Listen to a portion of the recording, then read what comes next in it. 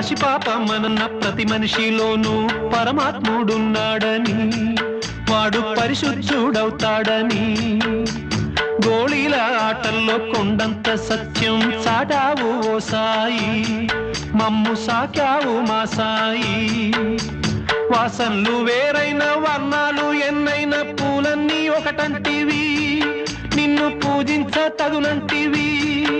మా తడిలేని హృదయాల దయతోటి తడిపి కలుపుల్ని తీసేస్తివి, మాలో కలతల్ని మాపేస్తివి. మా పాపాల తొలగించు దీపాల నీవే వెలిగించినావయ్యా, మమ్ము కరుణించినావయ్యా.